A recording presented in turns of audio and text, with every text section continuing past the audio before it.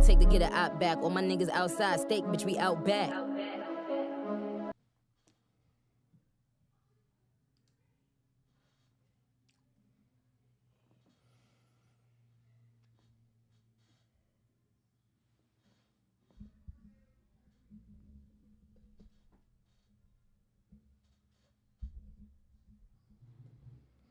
Well, hello, everybody. Hello, hello, hello.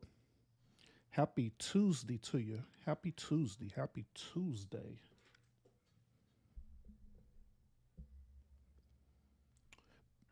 Appreciate y'all tuning in tonight.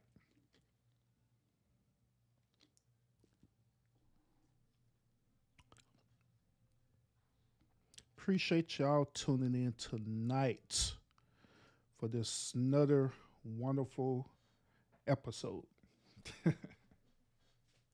I am the official urban therapist. Hope that your day was productive as always. That you was able to get a lot of things accomplished on the day that you need to get accomplished on this day.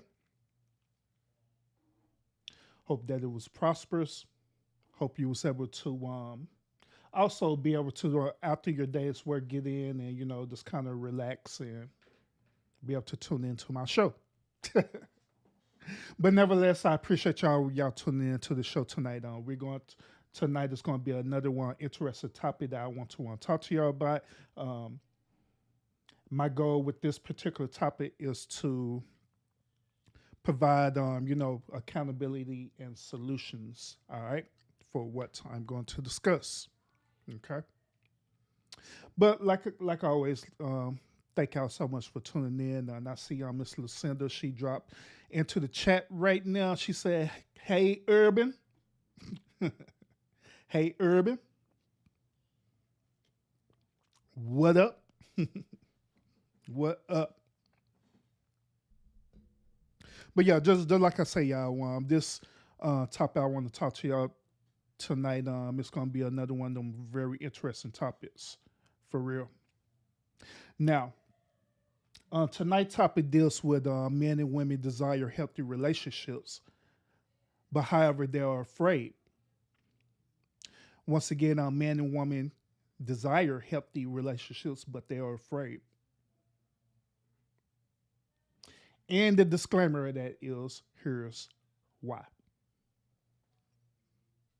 So it's going to be my goal tonight is to show y'all why men and women actually do desire healthy relationships.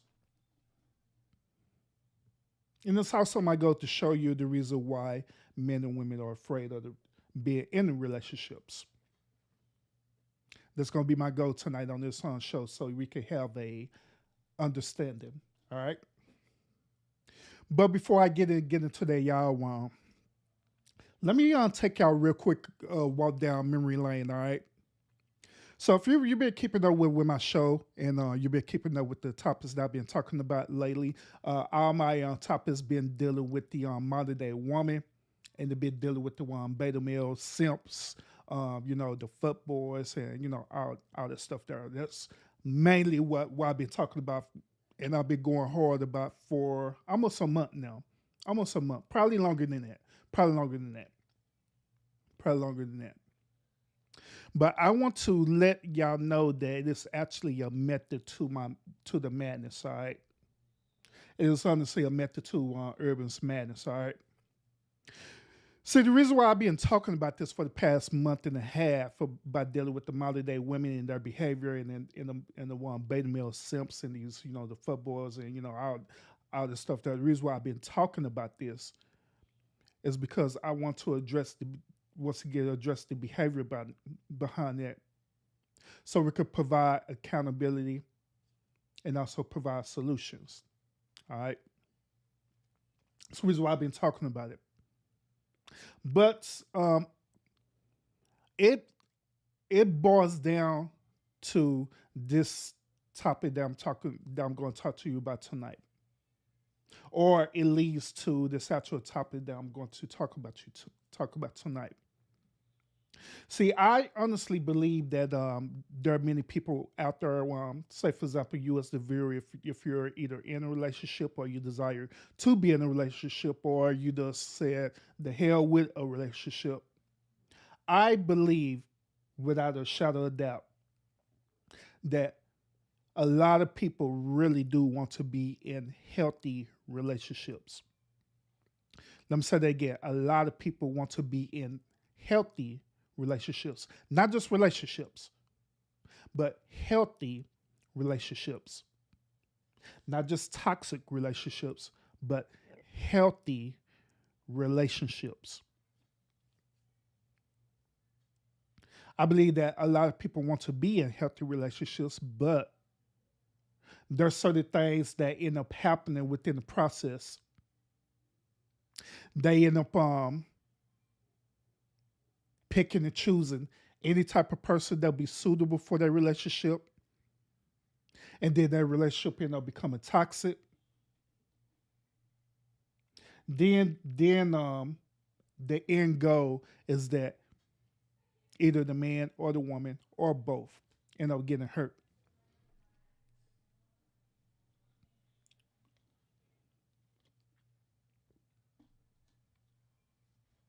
So it is my goal tonight to really address this situation to y'all and to show y'all that it is very, very well possible for you to be in an actual healthy relationship where you could be in this relationship and this relationship could last as long as it needs to last, possibly a lifetime. It is my goal to show y'all this and to prove to y'all that it's very, very possible. But in order for me to do that, um, I have to address the situation. I have to want to address the problem and everything. I have to want to address the situation and I have to want to address the problem behind it.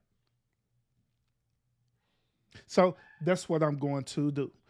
Uh, y'all give me one moment, all right? Give me 1 second.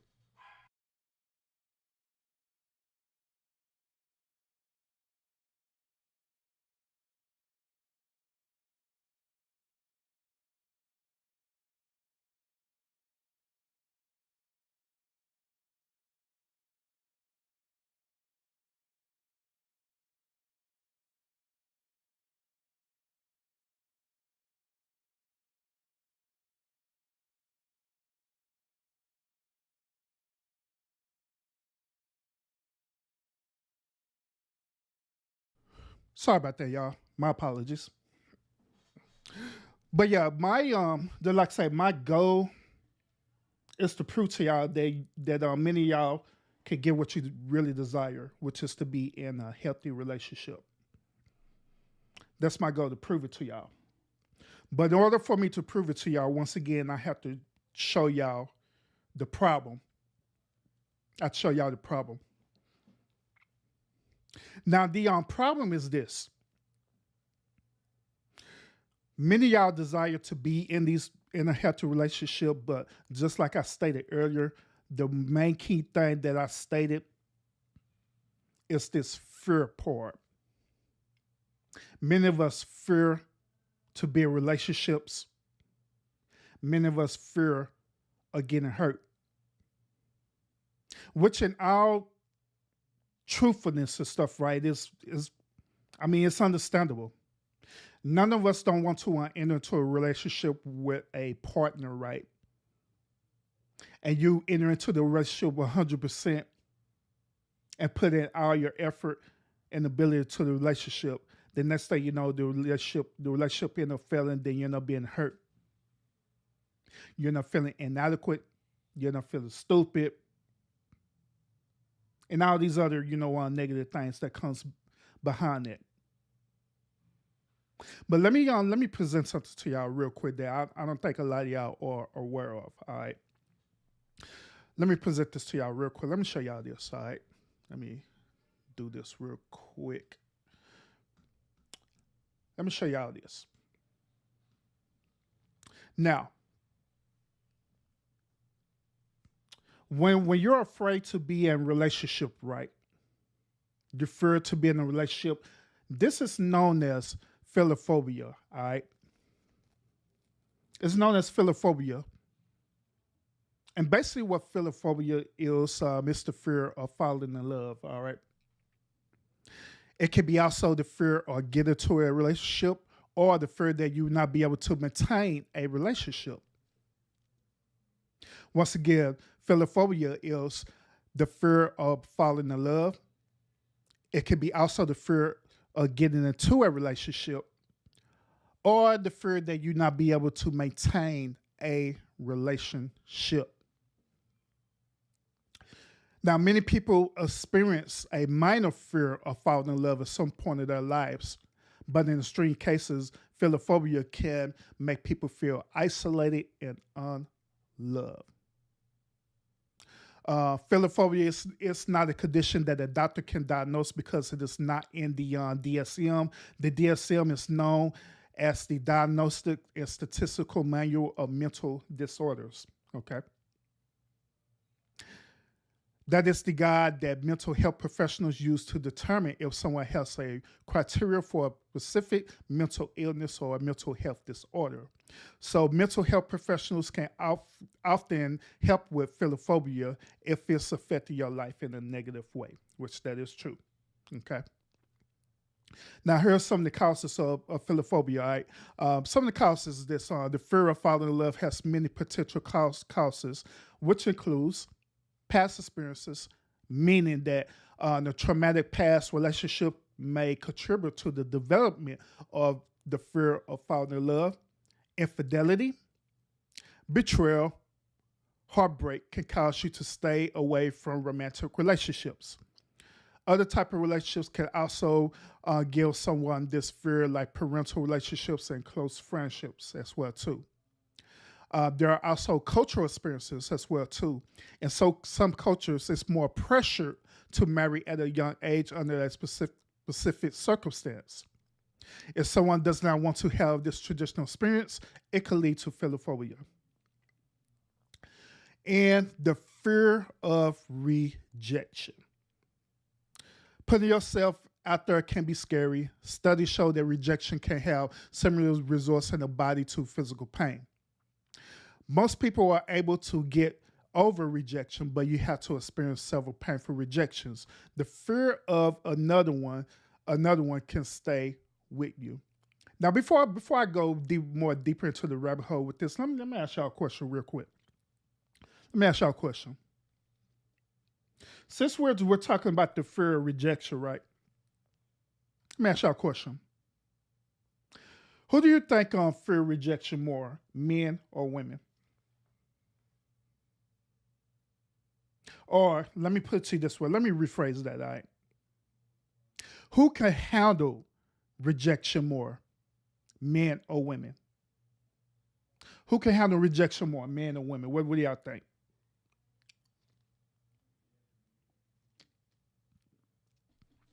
Do y'all think men can handle rejection more? Or do you think women can handle rejection more? What do y'all think?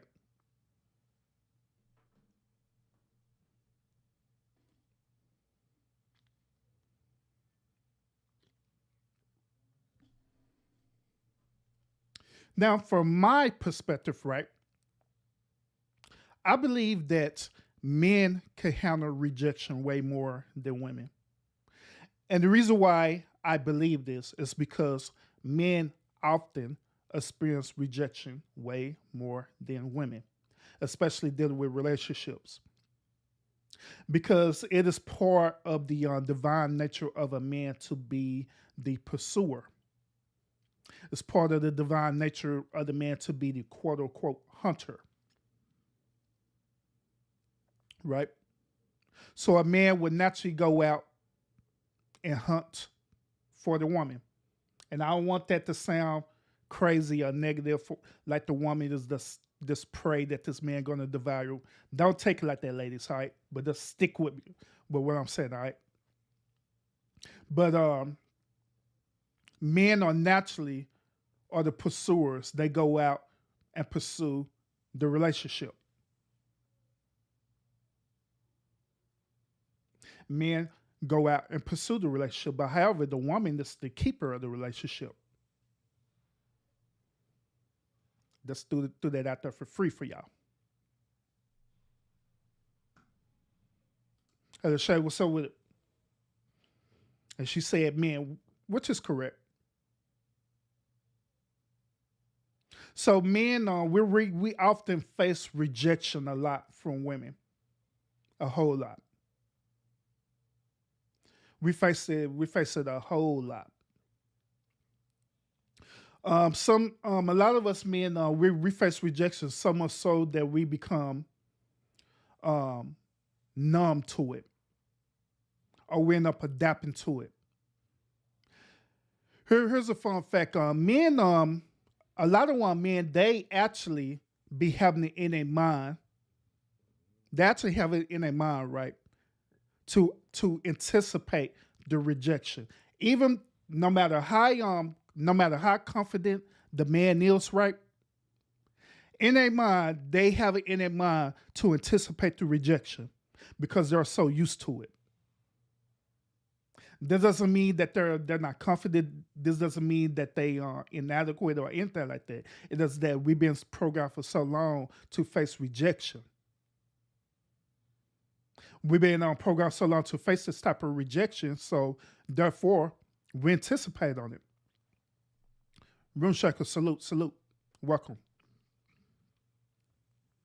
But we anticipate on it. So when it happens, right,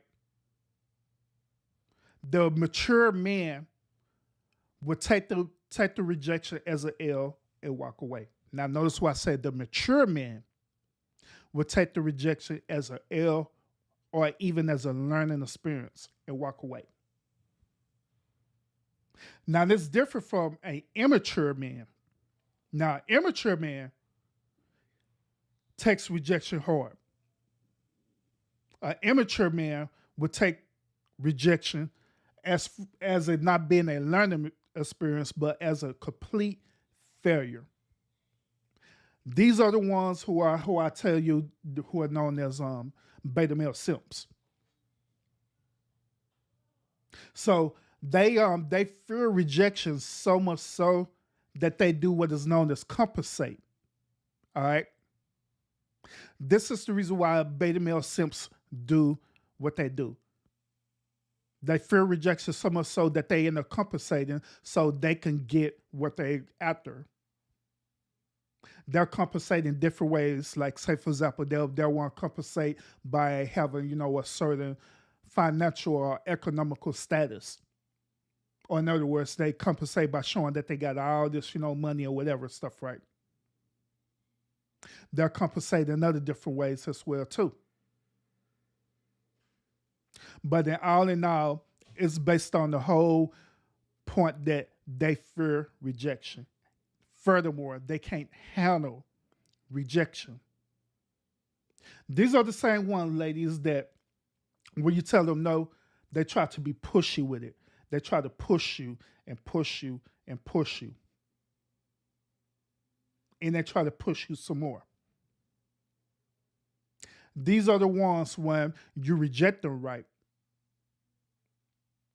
They end up saying negative stuff about you, talking about, oh, you ugly anyway. You ain't nothing but a B. You ain't nothing but a 304, and all these negative things, right? Because they can't handle rejection.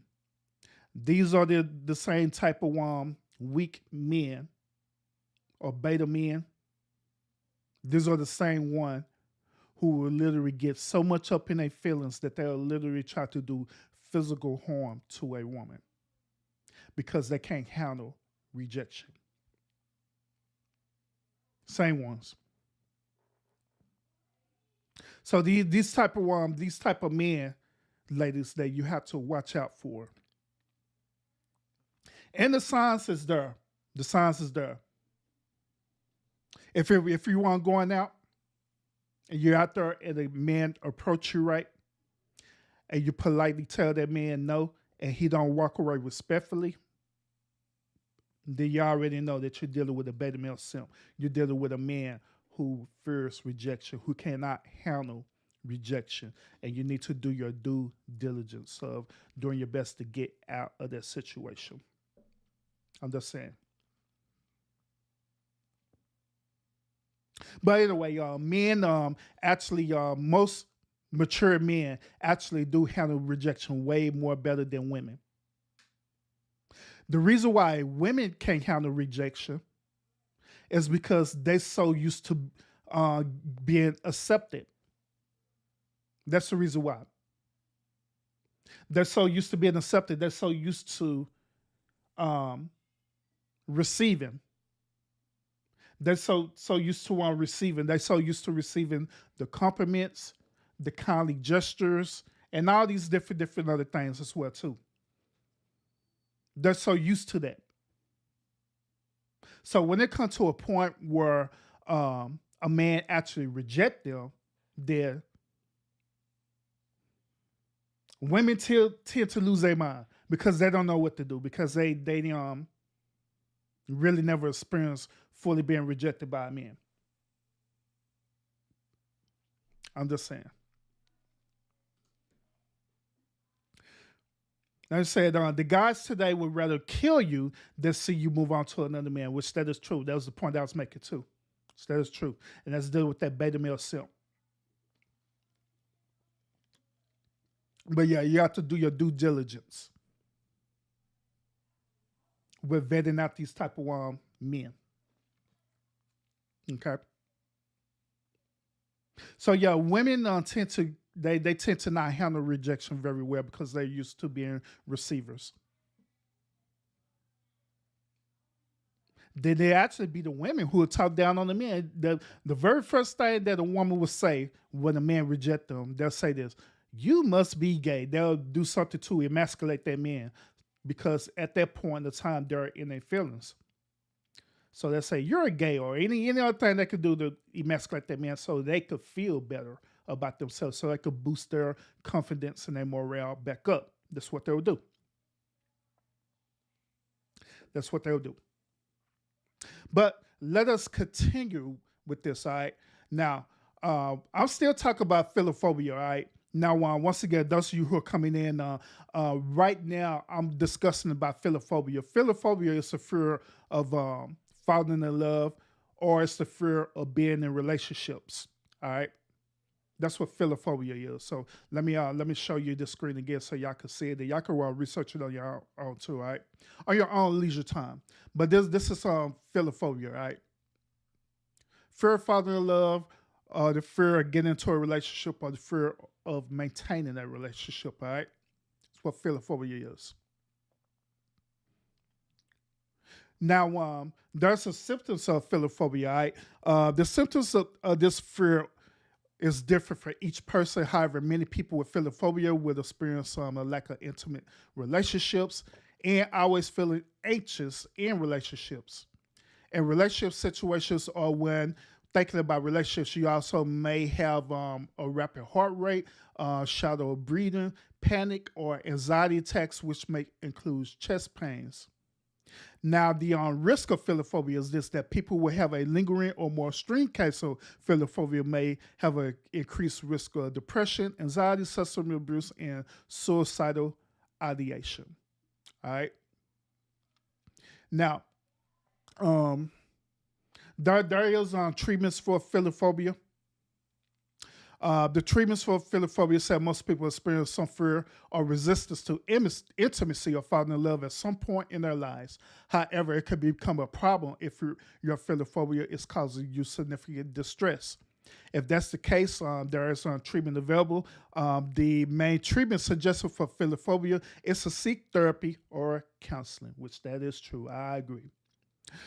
You can work with a mental health professional. They may go over your past relationship to identify what's causing your fear of falling in love. They may give you relaxation, exercise, or a type of therapeutic homework to help you feel more comfortable with dating and relationships.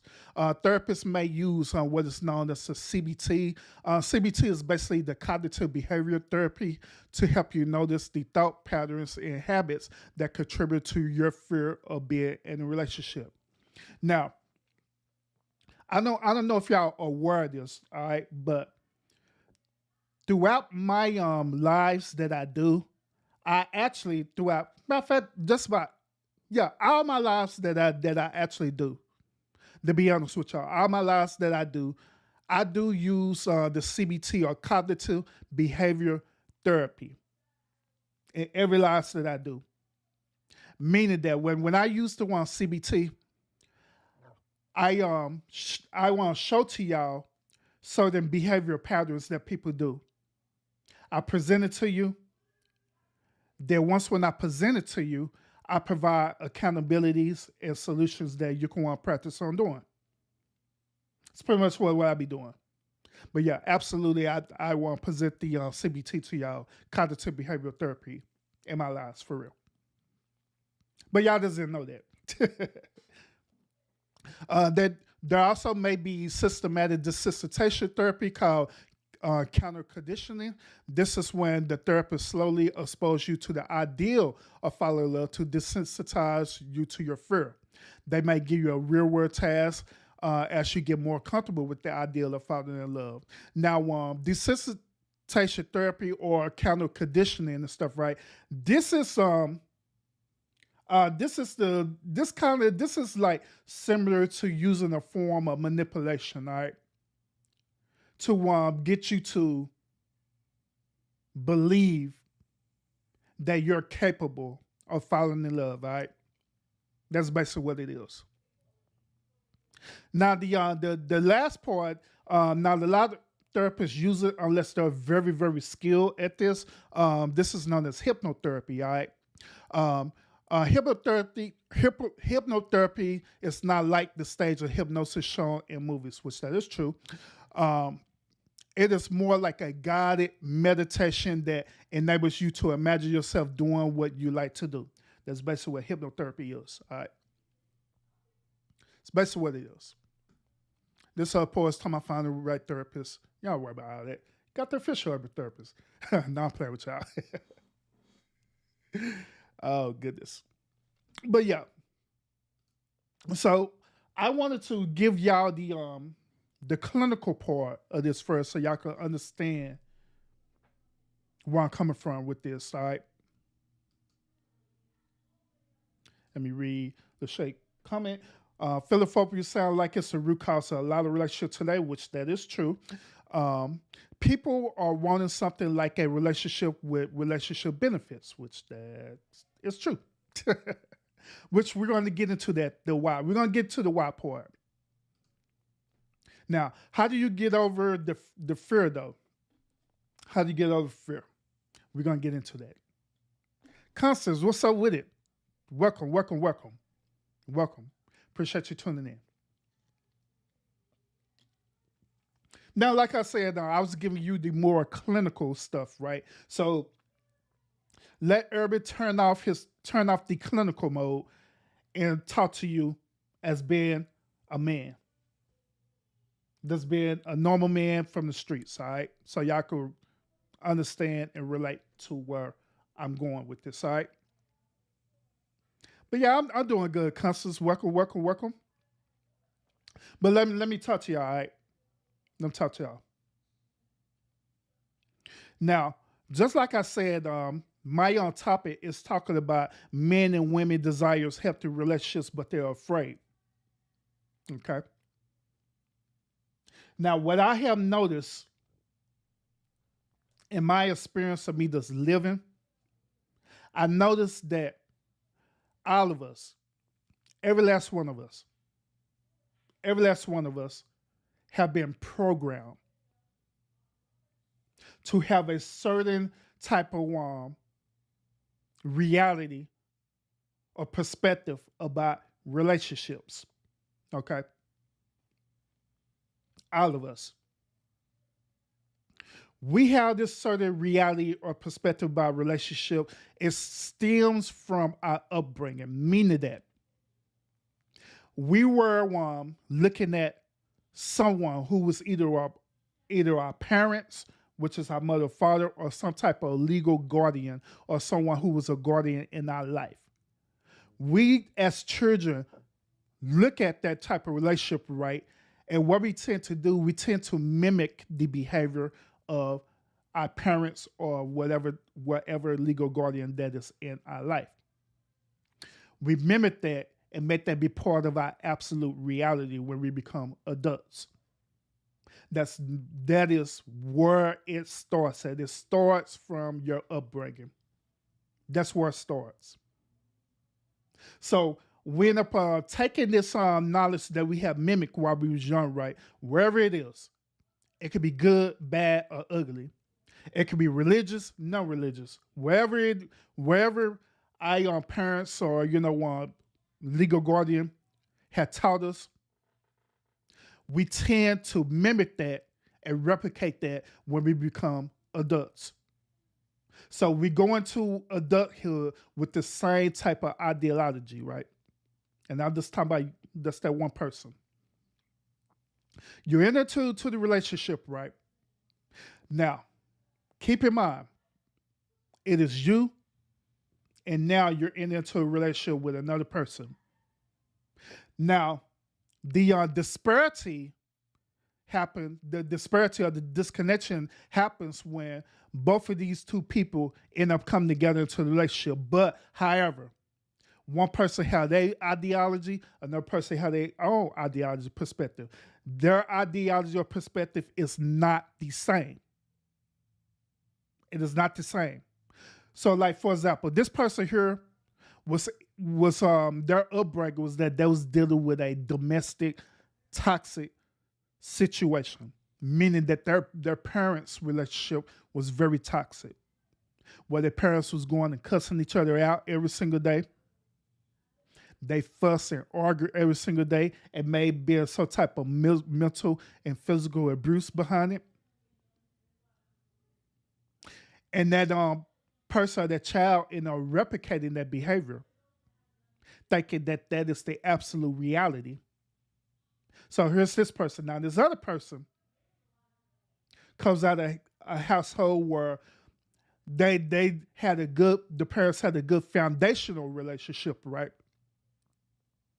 Where they have certain type of traditional values, whether if they incorporate religious values or not, but the end result still end up that they had a good, healthy relationship. So they end up meeting this one person and meeting this other person. They end up coming together and trying to make a relationship happen. What's going to happen? What's going to be the result of that situation? I guarantee you that the person who has, the traditions and the values and everything like that, immediately in their mind, that person going to think that they could change that person. They're going to think they could save that person based on their own traditional values, because in their upbringing, right? In their upbringing, their parents showed and proved that it's possible for them to change people, that it's possible for anyone to change. So they incorporate this into their adult life and they begin to try to change this person. Now, this person who's toxic, their reality is that the relationship should be toxic. So there ain't no way in the hell that they want to change their relationship. In fact, the person with this ideology who's toxic and everything like that, in fact, they thinking that there's something wrong with you. So they are going through the process of trying to change you, so it could fit their reality or their perception about the relationship. So they end up getting together and stuff, right? And so somewhere they end up making a agreement, or we could say a proposal, right? They're making an agreement or a proposal, or they end up making a commitment to each other, or a vow. And they'll say, okay, we can meet halfway, all right? We can meet halfway. If you're able to accept me for the BS that I do, I will accept you for the BS that you do. Capiche? And so they end up agreeing to that, and they get into the relationship, and now you have a whole new dynamic of a relationship. You end up having a whole new dynamic of a relationship. So they're trying to make it work. They really are trying to make it work. Really are. But the behavior have not changed. Now the person who's on toxic, right? Within that toxic relationship, right? This person believes that they still should talk to the person in the type of way, but that person have to. But we made an agreement that you have to accept me, right, for who I am. So they believe they could talk to you in a type of way. They believe they can treat you, abuse you mentally and maybe physically as well too. They believe that they believe that the relationship should not be monogamous, but actually have a more poly relationship. But they didn't disclose to you that they want to have a poly relationship, or they want to step outside the relationship, or commit what is known as infidelity. So all these different things are happening. All these different things are happening or transpire right now. Meanwhile, the other person is getting stressed out and they're doing their very best to make the relationship work. And still in their mind, they're thinking that they could still change that person. And now they're getting upset because now they're being disrespected. This person is doing all these different things to them. And to slowly but steady turn that person apart.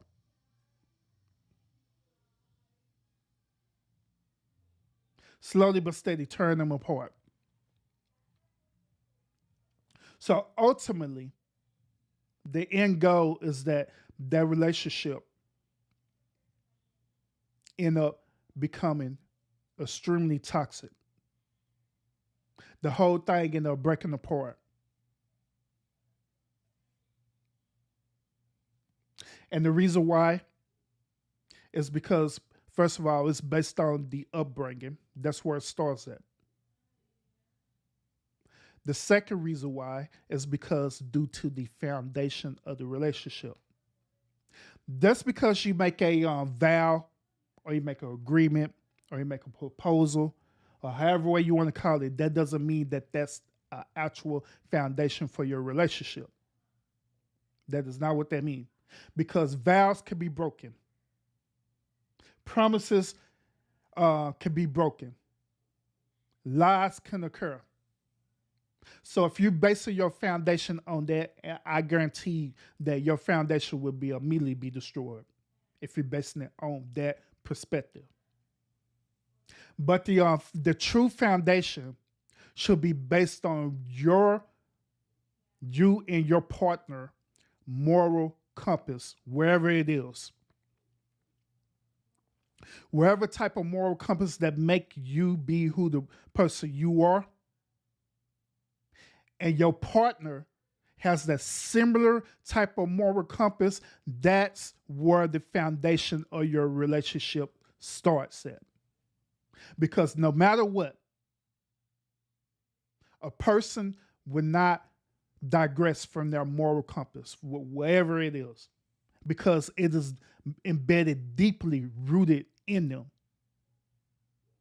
And once with things are deeply rooted in you, it is very hard to uproot.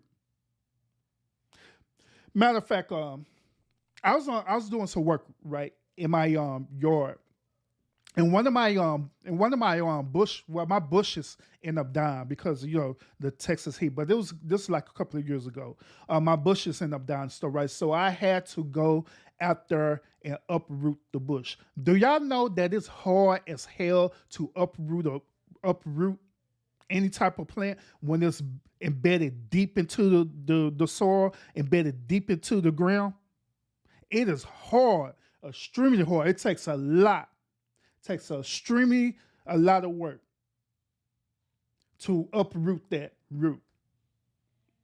Likewise, your moral compass should be embedded so deep in you that the only way it's going to get uprooted is some type of supernatural, crazy, extreme event will uproot it. But for us, a normal person coming uprooting your moral compass, no, It's darn near impossible. So that's what I'm saying. Like, will both of y'all have that moral compass and y'all share a similar values, a similar type of moral compass, that is your actual foundation of your relationship.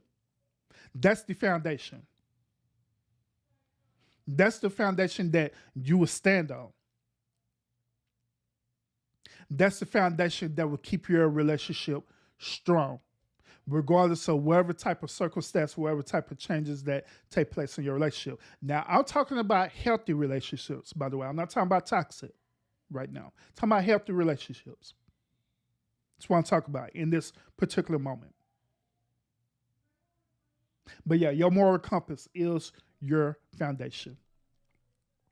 Let me address some of these chats before I jump deeper in this rabbit hole. Hope I'm giving y'all some wisdom tonight. Hope I'm giving y'all a different perspective tonight, all right? Let me address some of these chats. Morticia, what's up? Salute. Welcome. Appreciate you coming in. Now, she said, everything stems to our childhood, though, if you want to think about it. Yep, that is true. Whatever our parents teach us, that's what the kid knows as they get older. That is true. That's why it's very important as you being parents. That is why it's very, very, very important, very, very vital that you be a living representation for your children. A matter of fact, and this is something that me and Mrs. Urban do a lot. Children be disgusted by it, but we do it a lot. One of the main things that me and Mrs. Urban do when we do this, we always flirt with each other privately, and also we always flirt with each other in front of the children. We do it purposely. But the reason why we do that is because we want to display our children how the dynamics of a relationship should be. So yeah, we do it. We flirt with each other. I want Mrs. Earth, she could be in the living room watching TV with the children, and I'll come in there and slap her on her booty. She could be, I could be up in the kitchen cooking, and Mrs. Urban will see her come and grab me on the booty or whatever she do, whatever crazy stuff she do. We'll go in front of each other, kiss in front of each other, in front of the children and everything. Just to show them the dynamics of how the way an actual healthy relationship is supposed to be. Sometimes we even have disagreements. Now, depending on the level of the disagreement, if it's like a simple disagreement, we will actually, if the children are around while we having this disagreement, we will actually leave the children there. We won't leave. We will stay there and we'll actually have the disagreement in front of the children. But we do that purposely. The reason why we do that is because we're showing our children how to handle disagreements in a relationship, how to effectively handle disagreements in a relationship. We're teaching our children how to effectively communicate with each other as well too while having a disagreement.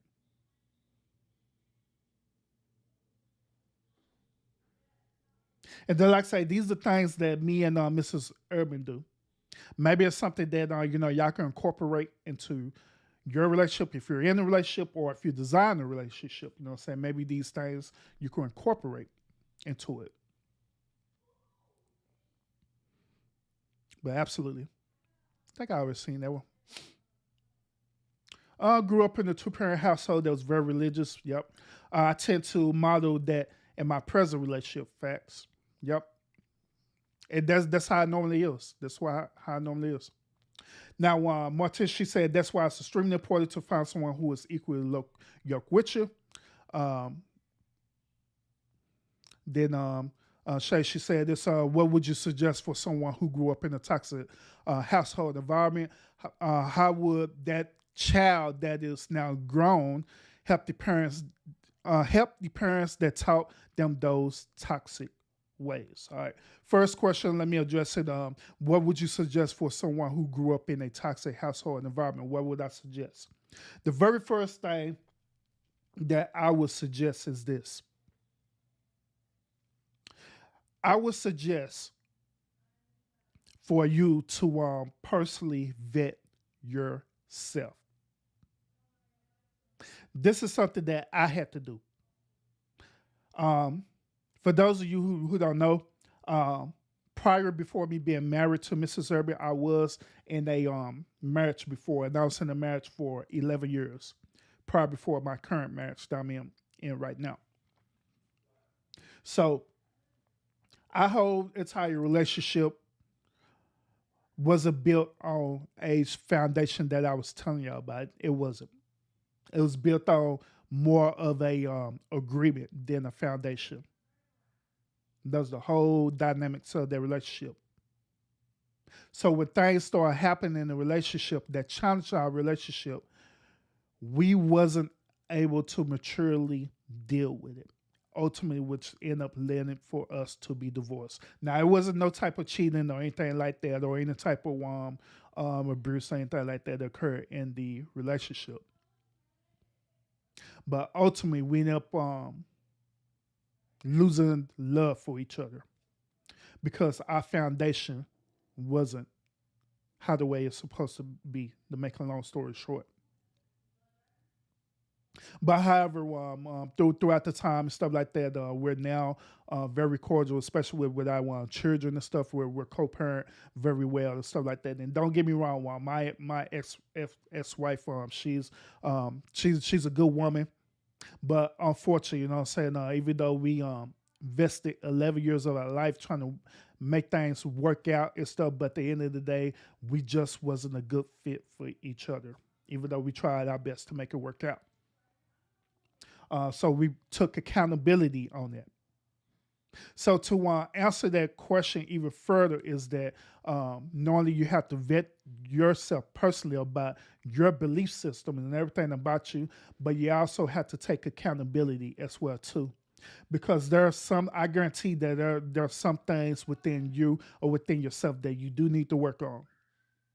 There's some things that you had incorporated from your parents that necessarily, I would say they would be necessarily, quote unquote, outdated for the modern day relationship. Then, furthermore, I will recommend that in order for you to find out certain things about yourself, because there's going to be some things that's going to be hidden that you won't even know. But I recommend that people go seek a therapist or a psychologist. Not because you have like any type of mental disorders or anything like that, but just to have a conversation from a one person who don't know you. That way they could begin to that way they begin to figure out certain things about you that you don't even know, that you wouldn't even know about. But that's my recommendation on that first part. Now, the second question, you said how would that child that is now grown help the parents that taught them these toxic ways? How the child that's now grown help the parents? Now, to be honest with you, it is very difficult for that child, which is now a adult, to help that parent. The reason why it's difficult is because what normally tends to happen is that people end up getting what is known as being stuck in their ways. All right. If this been a condition for, throughout their whole entire life or a whole entire life cycle of their relationship, right? It'd be very difficult for them to change their ways, especially if you're the child and then now you're adult and you're confronting your parents about these type of behaviors and stuff, right? It's gonna be very difficult for them to change their ways. It's not impossible, but it'd be very difficult because they'd be set in their ways. Is therapy recommended? Absolutely it is, but that's if they want to do that. But like I say, sometimes on the parents they be stuck in their ways. So in that situation there, do you? I mean, you could tell them about it and stuff, but at the end of the day, I wouldn't have the expectation of thinking that you can go back and try to change them or change their reality. That's something that they have to be committed to. Yeah. What does it mean to be equally low? This is based on Morticia one question. Could you break it down to where it makes sense? All right. And Morticia, did you break it down to where it makes sense? Or is you asking me to break it down to where it makes sense? I didn't grow up in a toxic home, so I refuse to be in a toxic relationship. Or I didn't grow up to be in a toxic home, so I refuse to be in a toxic relationship. My piece is important. Salute to you on that. Salute. True. This is the reason why some couples are always disagreeing. One grew up more of a peaceful environment, and that's also true. All right, Morticia did give us an answer. So here's Morticia's answer. She said this. In the simplest terms, the meaning being equally yoked is having the same similar traits, values, morals, ideals, spiritual beliefs, and etc. Which I'm gonna challenge you on that in a few seconds, Morticia. That is why it's supportive. That's why it's supportive what partners do around the kids. Yep, very much, very much, very much. And you're welcome for the gems. You're welcome. You're welcome. But let's before I go further, let me address about this equally yoked part. All right. Now, the part that Morticia said, it's nothing wrong with that, and I actually agree with her statement. But here's the challenging part about that. Here's the challenging. Here's the challenging part about that. Now, let's be realistic. All right. Realistically speaking, would you ever find a partner who has the exact same upbringing and the exact same morals, values, and beliefs as you? Realistically speaking, is that possible? Or have y'all encountered that in your life so far? That's my question.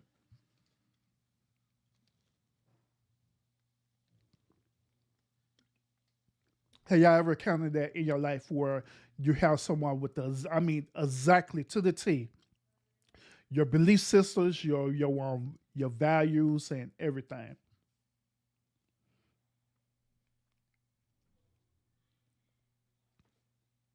Morticia said that's why I added similar. Now don't try to retract now. Stand 10 toes down, Morticia. Stand 10 toes down.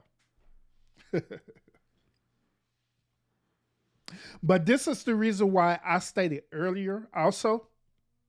This is why I stated earlier also that when I was talking about the having the root and the foundation and all the stuff there, that's why I stated that you find someone who have a also have a similar moral compass. I didn't say that they should have the exact same moral compass as you.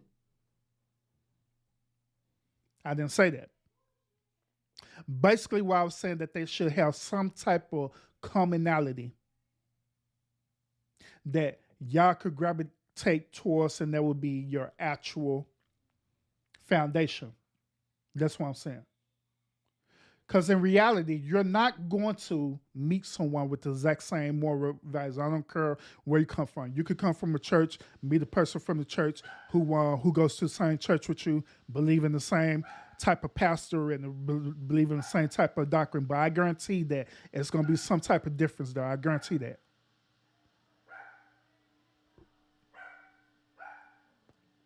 But yeah, I guarantee that there's going to be some type of one difference. All right. I guarantee that. Guarantee it. So yeah.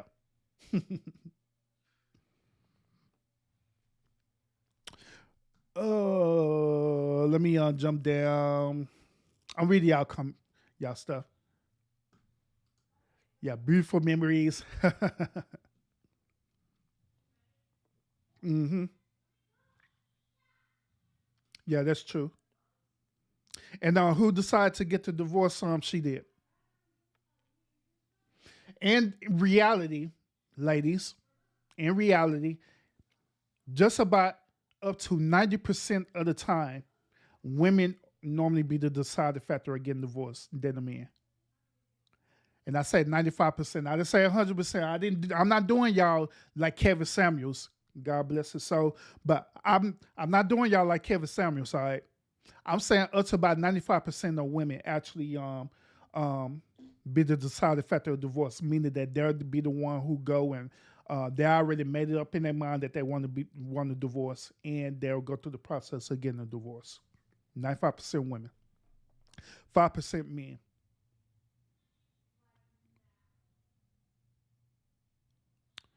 Doo, doo, doo. Yep. Yep, but yeah, it is. It's true. The statistics is true. It is true. Women do initiate it. Women do initiate that for real though. And yeah, that would be a good conversation as well too. The conversation would be the why. Why did they do that? That would be the question. Why do women initiate it? That'd be a good question. But yeah, just yeah. So diving deeper down into the rabbit hole of this conversation, right? Men and women desire healthy relationships, right? I just like I say,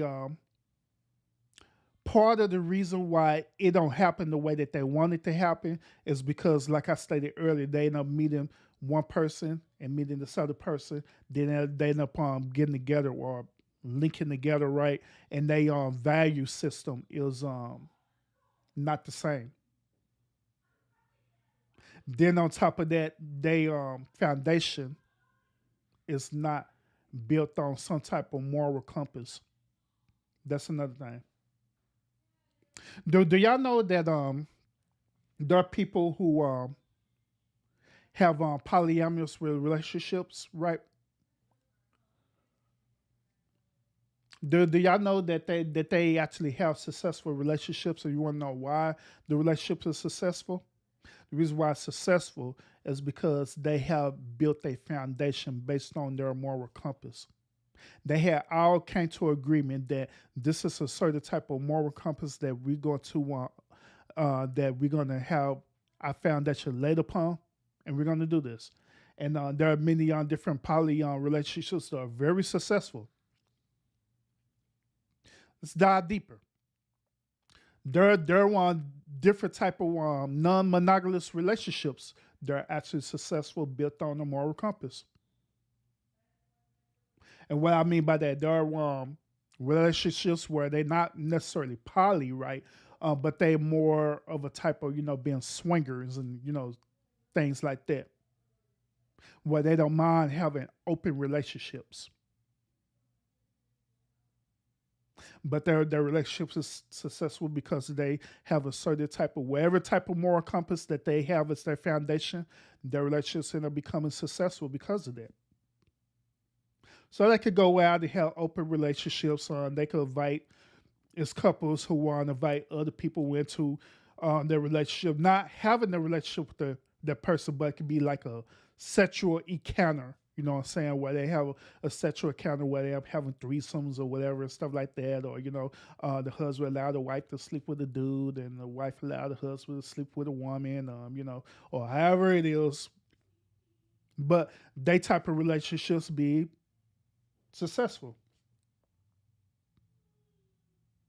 Likewise, there are the other type of relationship, and no matter what it is, so it'd be a monogamous relationship. It could be it could be any type of one same sex relationship. It don't matter. But they have a certain type of one moral compass where that is their foundation, and that relationship will not becoming successful based on that.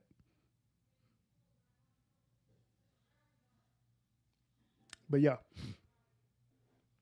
so it is like I say, it is my belief system that men and women really do want to be in, especially these modern day men and women. They really, really do want to be in relationships, but they just don't want to get hurt. That's where it boils down to.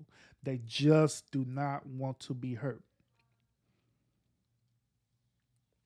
Do y'all know that being mentally hurt is way worse way worser, if that's a word, way worse than experiencing physical pain. Do y'all know that? That when you experience mental hurt from like a breakup, especially you didn't want to put everything into a relationship and it just didn't work out, or that person up doing some type of act that was unexpected and it caught you off guard, like infidelity, for example, where there wasn't a part of the agreement. That type of pain is way worse than physical pain because it's dealing with you mentally. And that type of pain that I'm telling y'all about, that's the type of pain that people do not want to experience, especially if they didn't experience it before. They don't want to experience it all over again. That's why they don't want to experience that type of pain all over again. Ladies, here's an example of that. Now, ladies, I know that part of your genetic and biological makeup, right, is that y'all desire to have children, right? Y'all desire to have children, and your genetic biological makeup allows you to have children. Y'all will even go through the whole 9-month process of bearing that child. Y'all will endure all the physical pain into dealing with the child, which it's not only physical, but it becomes mental as well too, because your body start going through all these changes to compensate the child that you bearing. Your body start going physical and mental changes and stuff. So you start feeling that you're inadequate. You start feeling that you're not as beautiful because you're gaining weight. All these different things and stuff. Your hormones is imbalanced because your hormones is compensating itself so it can be generate towards the one child that you want bearing. Then on top of that, the greatest part of this is that when you actually give birth to that child. When you give birth to that child, if some of you women disregard doing the epidural, if y'all disregard it, if I said it right, epidural, is it epidural? Hope I said it right, y'all. But if y'all disregard or receiving that, right, and just decide to do it while dealing with the pain, that pain is excruciating. But even though when a woman deals with that type of particular pain of giving birth, that pain is short term. Y'all said it right, epidural. Thank you, Lady Fresh. Um, but that pain is temporary. Once when it's over, it's over. But even with dealing with the pain of childbirth, right, throughout the whole normal process, that is nothing with dealing with the mental pain of being hurt. Because that mental pain, especially if you don't know how to cope with it, right, especially if you don't know how to deal with it, that pain will last a lifetime. That pain will send you to your grave. That pain will give you a whole different perspective about relationships. That pain will not want you to trust no one ever again. That pain is hard. It is difficult.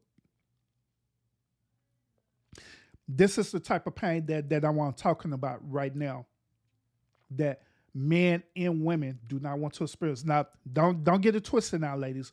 Men experience this pain as well too. No matter how strong we appear to be, when it deals with that high level of mental pain, it's even hard for us to deal with that.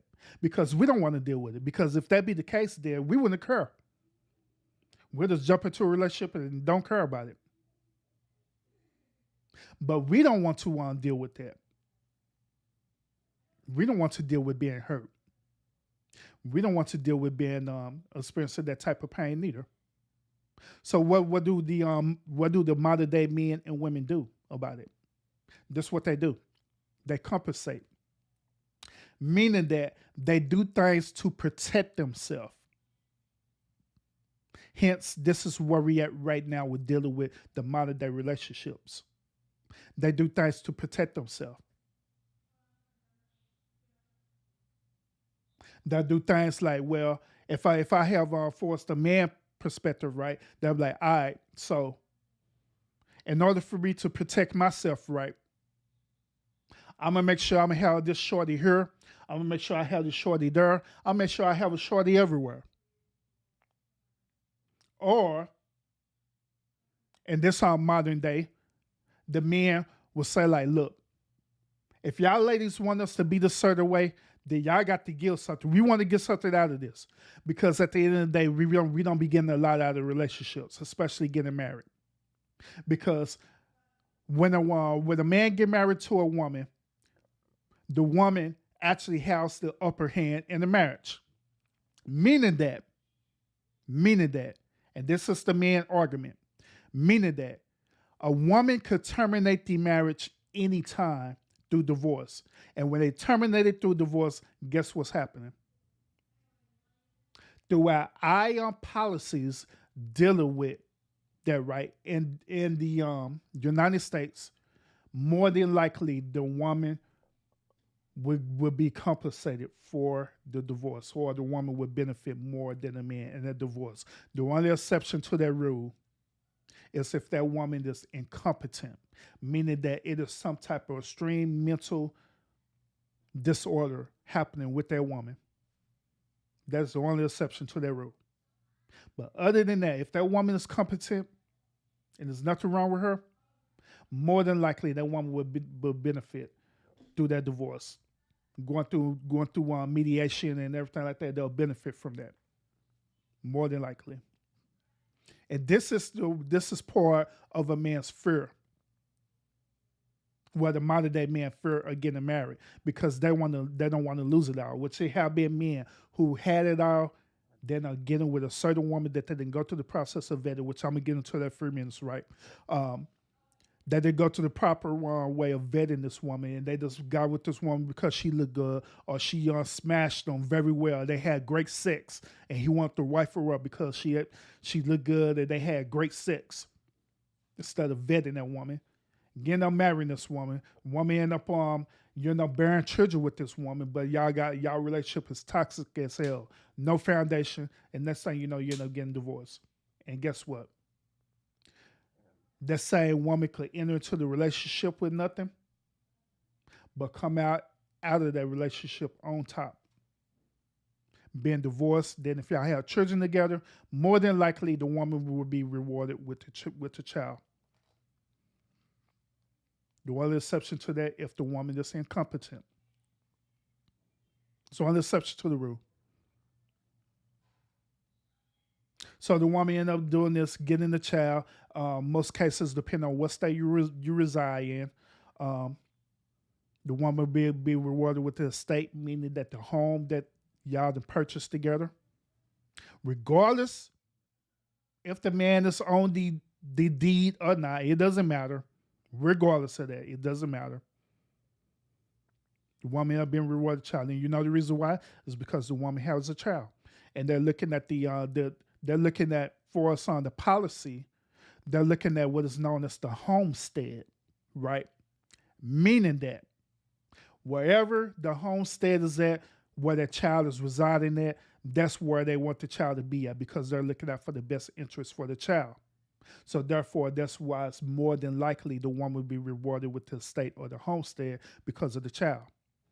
As the woman's rewarded with the child. And not to mention child support. And if whatever type of state that you reside in, alimony or spousal support. And on top of that, The standard with any type of divorce is that any 50% or any type of um, legal tender or assets that y'all have gained together while you're married, that would be going towards the divorce.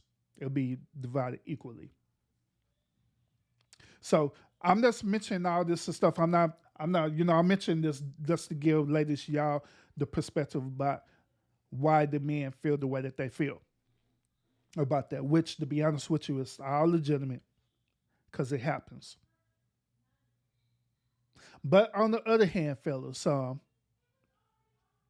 the ladies' point of view and stuff, right? On the women, they feel that they enter into the relationship, right? They feel that they enter into the relationship instead of them being a person. You're treating them as a person. You're treating them as a woman. You're treating the woman as property, meaning that you have sole ownership of this woman. The woman don't have no say so in the relationship. Some men and they didn't do their proper due diligence of vetting out this man, right? Ended up getting with a man who is very narcissistic, very controlling, especially if this woman end up finding a man who is a high earner, especially if she found a man that's a high earner. Because like I said in my last live, right?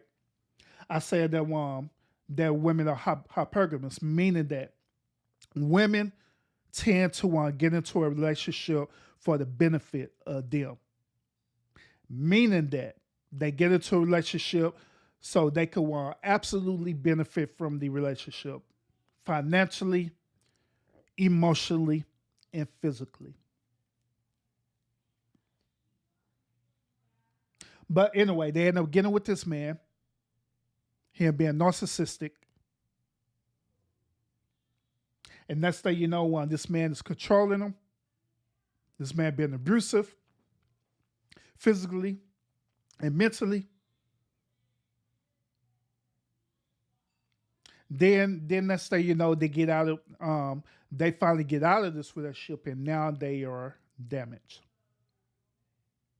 And now both these scenarios that I'm mentioning to y'all right now, this man is hurt. Now this woman is hurt. And so instead of them doing their due diligence with them figuring out the accountability part of them entering into these relationships, what they end up doing, they end up what I said earlier, they end up compensating. Meaning that they compensate, they end up covering up their feelings and emotion, and starting the cycle right back over again. And into a whole nother relationship with the same bullshit. And keep the cycle going. Instead of taking accountability for the decisions that they're making. And this is both men and women. Now, like I stated earlier, this is the reason why I've been going hard on talking about the modern day women and their behavior and the beta male simps and their behavior. This is the reason why I've been going hard for almost how long I've been doing this? Almost 2 months and a half. Talking about that, probably longer. Talking about that, the modern day woman and the beta male simps and stuff. Because I've been sharing with y'all the behavior behind it, so y'all could be aware of it, and to challenge accountability and to challenge change. It wasn't just about me trying to clout, which is part of me being a content creator, but the real reasons that I really trying to show y'all the problem and give y'all accountability so I can challenge y'all to change, to see what it is and to change. That's the real reason.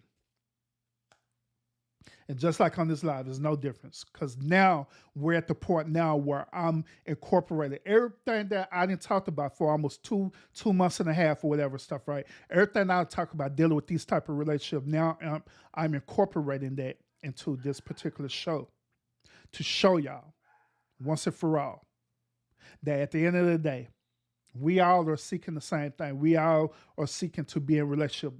Hell, it's part of us being human to interact with each other, to be in a relationship. If that wasn't true, then we would not be in, we would not exist. If that wasn't true.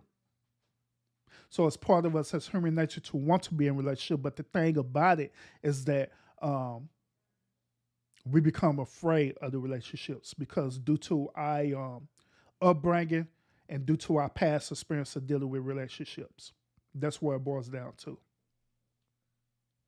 But before I continue, let me address some more people. I see some more people that jump to the chat. I see some more people jumping here. Let me see. Oh, yeah, Lady Fresh, salute, salute, salute, salute. I see you. Welcome, welcome, welcome. Appreciate y'all. Appreciate you. Appreciate you. Who else? Lawrence, I see you, bro. Salute, welcome, welcome. Keisha, hey, what's up with it? How you been doing? Salute, welcome. I see you up with your glasses on. I see you. I see you. But yeah, Lawrence, salute, welcome. Hey, Trey, what's up with it, bro? We got Patty Springers in the house. Patty Springers in the house. What's up? And my daughters are tuned in, listening as well too. The daughters are they're tuning in, listen to their daddy right now.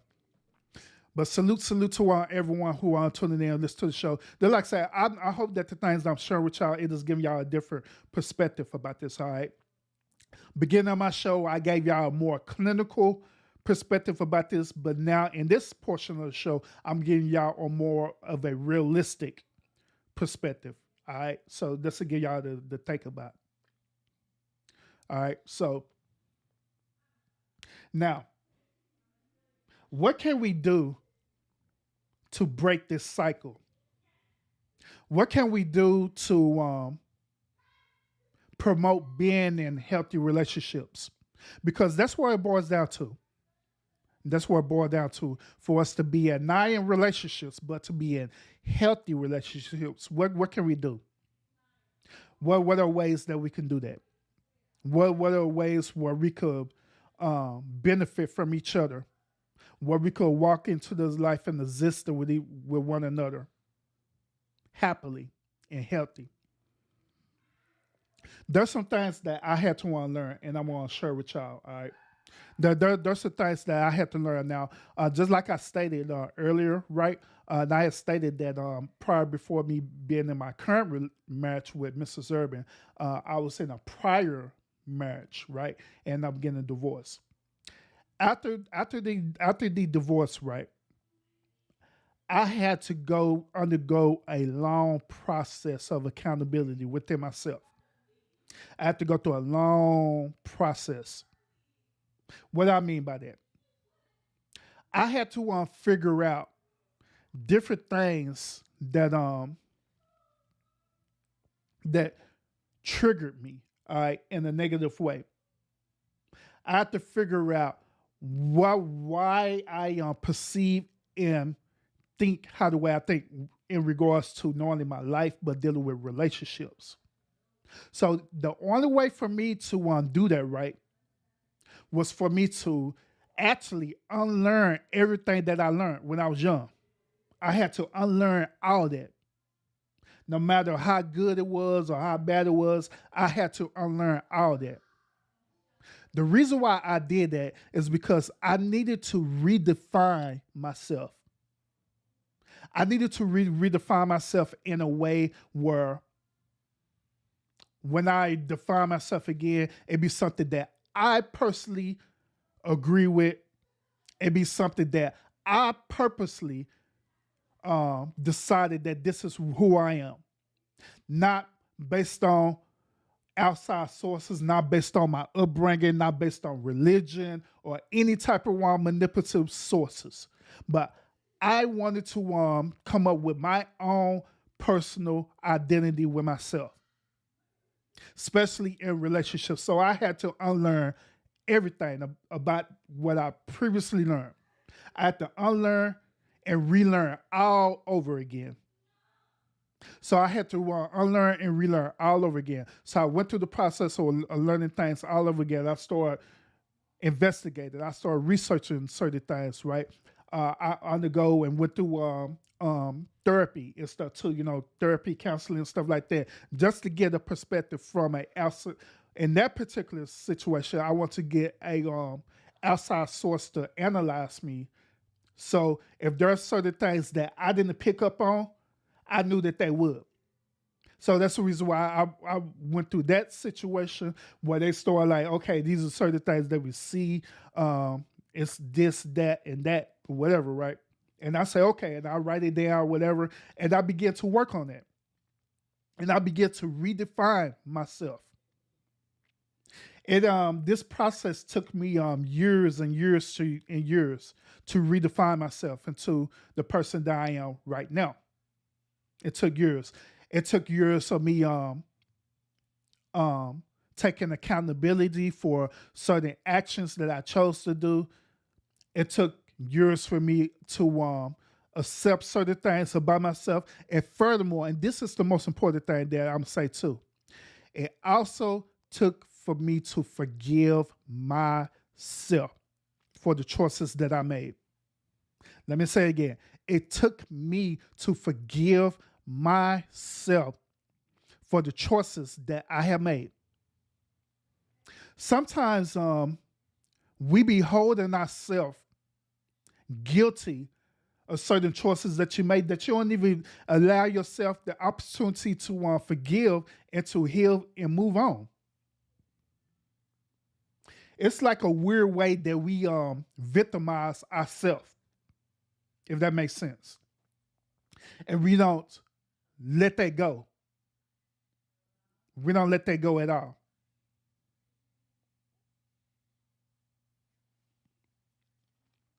So that's what it had took for me. I had to undergo all that. I had to undergo all this different process. Then when I finally reached to a certain point in my life where I felt comfortable that I could now feel comfortable at entering into the relationship market, that's what I did. That's what I did. So when I enter into the relationship market, and here's another thing too. When I enter into the relationship market, I had a whole different perspective about entering into the relationship market. My different perspective is this. I enter into the relationship market now with a certain expectation, meaning that I knew exactly what I was looking for. I knew exactly what I wanted and what I need. And that's another thing too that I want to bring to your attention too. Here's another one mistake that we make in relationships too, right?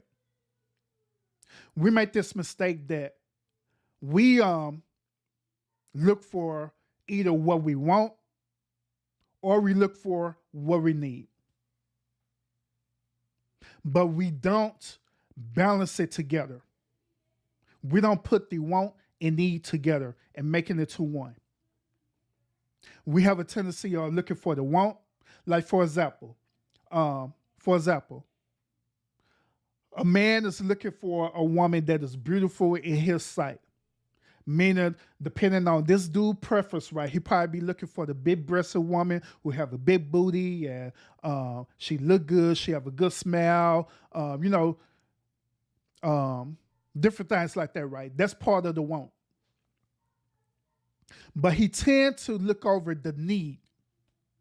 The need part is that he's looking for a woman who's going to be friendly, who's not going to be as combative with him, who's going to be compliant, who's willing and understanding the whole process about true submission and stuff, right?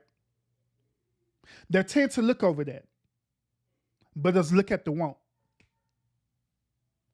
The woman, on the other hand, tend to look at the need, right?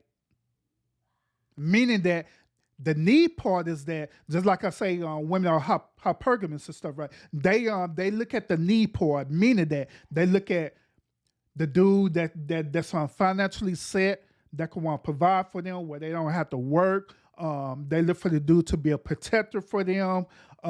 They look for a dude that, different things like that stuff, but they don't look for the want part of that. Meaning that women will tend to overlook the looks. You know what I'm saying? Where they'll just get any old type of dude, and long as they do this need part, it's fine to them. But each of these situations, right, we tend to not balance it out where you have not only your want, but you also have your need. We tend to do what is known as settling.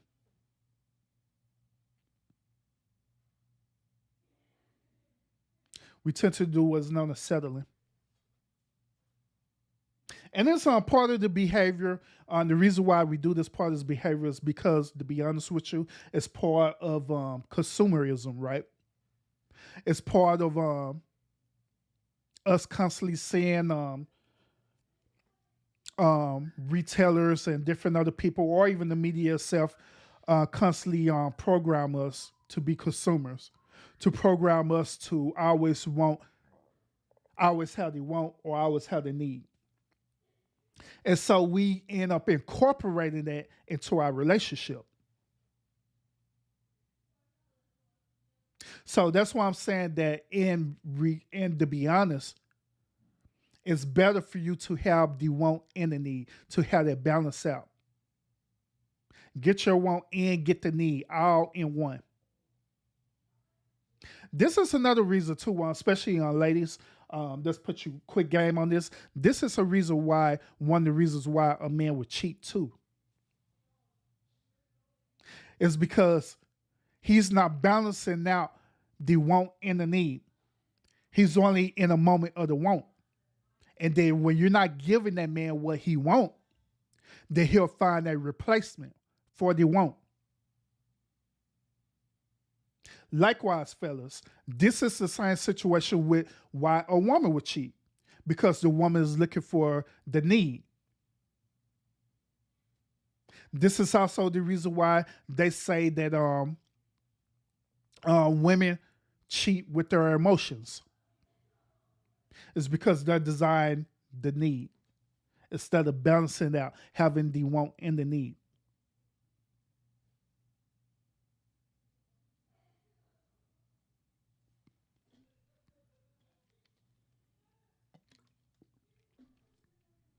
But yeah, this is what I was saying earlier, is that I had to rediscover all this about me. And I believe that many people need to undergo through the same process that I went through. Probably not you don't have to necessarily do it the same exact way how I did it, but I know that it's a need for you to do this, because I know a lot of y'all have been programmed to be a certain way. You never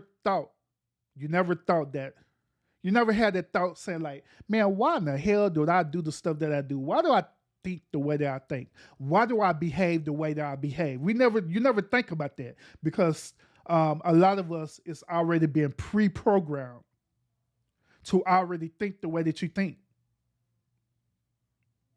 Instead of finally waking up and realizing that, dang, I've been bamboozled.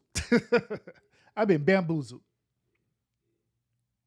I need to go back and redefine who I am. And I believe that that's a moment that all of us, every last one of us, need to undergo, is through that process of really redefining who you are. Now, man, and this for the men, it is impossible for you to lead a woman. And furthermore, it's impossible for you to lead in anything if you don't know who you are. It is impossible to do that. The reason why it's impossible is because it's like you don't have no direction. A true man has purpose and direction. A true man knows his intentions. A true man make his yes be yes and his no's be no's. A true man is focused. A true man know exactly who he is. And by you being that true man and knowing who you are, by just by nature itself, and this fits to get ready to prove this argument with these men who going around and saying that they want a woman to submit and all this stuff there, right? In order for a woman to truly submit by nature, is for you to be in your purpose as a man, to actually be in your true divine purpose as a man, to know exactly who you are. Because when you know exactly who you are and you're walking in your purpose or who you are, by nature itself, by nature, by universal law and everything, that woman is going to automatically going to recognize that. That woman is going to automatically trust you and trust in you, and that woman is going to automatically submit to you. I kid you not, and prove me wrong on that. You won't even have to ask it. You won't have to ask it. You won't have to demand it. You won't have to do none of that. It's going to automatically happen by nature. It's going to automatically happen by nature. Reason why I know is because that's what I'm experiencing right now in my marriage. Because it took a lot of things for me to change about myself. And when I changed a lot of things about myself and I redefined myself and I truly found who I am and truly started walking into my purpose as a man and as a leader, the right woman came into my life. The right woman came into my life who I wanted and who I needed. The divine nature and the universal law will bring that person. That's why in the biblical teachings, right, in the Bible, those of you who follow the Bible, right, that's why I say when a man finds a wife, he finds a good thing. And he receives favor from God. That's why it says that. Because that man is walking in his true divine purpose. That's why I say that.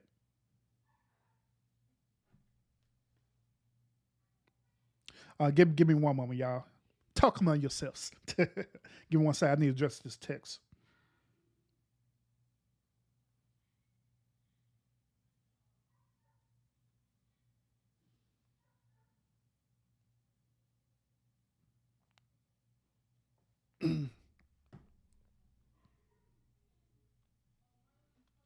But yeah, that's the reason why I say that, y'all.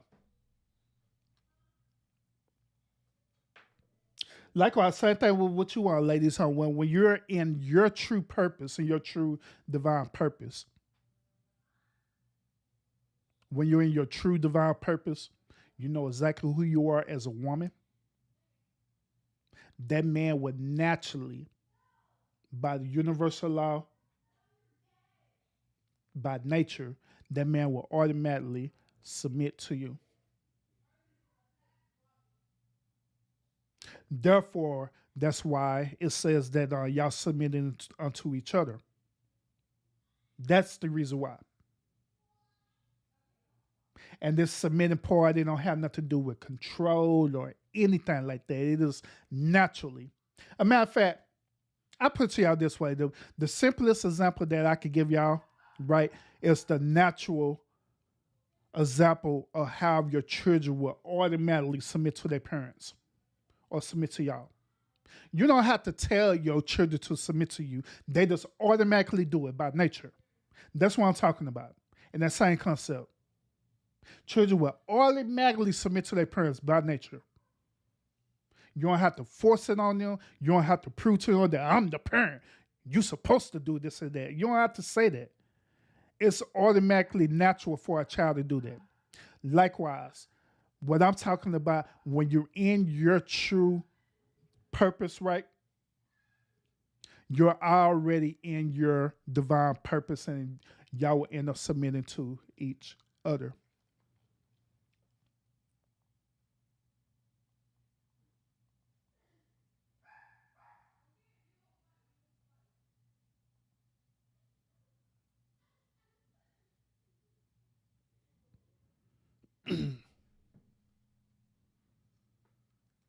But yeah. So I'm hoping that when I'm sharing with y'all, it just once again give y'all a different perspective, right? Give y'all something to think about. Because in this on live and all the other lives that I did, my end goal is that I honestly desire for y'all to have real healthy relationships for real. Not a toxic relationship, but actually real healthy relationship. Now, in a healthy relationship, it doesn't mean that it's quote unquote good or it's quote unquote perfect. That is not what I'm talking about. A healthy relationship means that y'all can go through the process of existing together without every single day having negative conflict. That's what I'm talking about. There'll be times where you have disagreements. It happens. You're human. Me and Mr. Urban, like I stated, we have disagreements. We do. We sometimes we have heated discussions. We do. But even though that happens, that is natural. That's what's supposed to happen. Where it's, in other words, it's more, the best way I could describe it, that it's more balanced out versus your relationship extremely toxic where you can't trust each other. You worry about this dude cheating on you, or you can't trust each other and all kind of dumb stuff.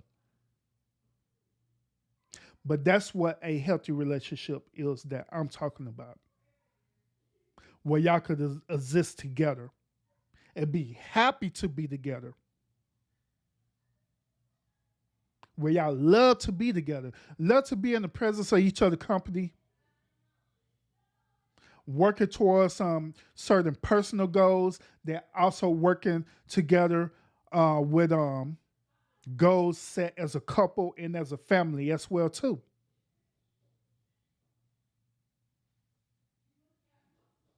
And that's what it should be about. Y'all living y'all best experience in this life together, through the good and through the bad.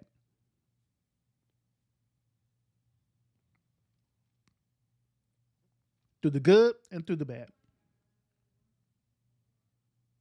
So that's the whole point of everything I say, and that's the whole point of everything that I do, especially on the show. So yo, Urban is not misogynistic.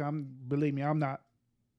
I'm not misogynistic or anything like that. I really do desire for us to have healthy relationships, but I just have to point out the problems so we come up with accountability and solutions.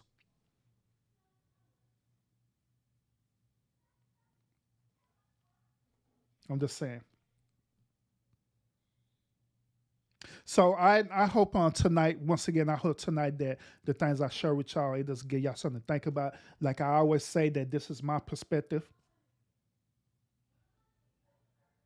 It's okay if you want to disagree with it. It is fine. There's nothing wrong with that. I'm not gonna troll you or anything like that for you disagreeing with me. Trust me, I'm not. I'm not gonna collapse you. Because at the end of the day, it's just my perspective. I'm not saying that what I'm saying is absolutely positively facts, so you got to follow what I say. Because at the end of the day, um, we all are living our own personal life experience, and I'm just here to provide different solutions to help you to live the best life for your life, especially dealing with your relationship. If you desire being in a relationship. But yeah, but that's pretty much it, y'all. That is how I got for this particular topic. I appreciate everyone who's tuned in to this as well too. I appreciate y'all. I appreciate y'all sharing me out, and also I appreciate y'all liking this as well too. One last thing too before I get off. A couple of things too. First thing too is that I have not. Normally I be shouting out on Moneyboy Trey, but I don't know if he's having the show tonight. Trey, if you're in the chat, you having a live tonight? 'Cause I haven't even looked. Let me check. I don't know. I don't see no on Community Wall. Or is Joy having a show tonight? I don't know. I don't see nothing on y'all community wall. But normally I shout out State Game. No, I shout out State Game.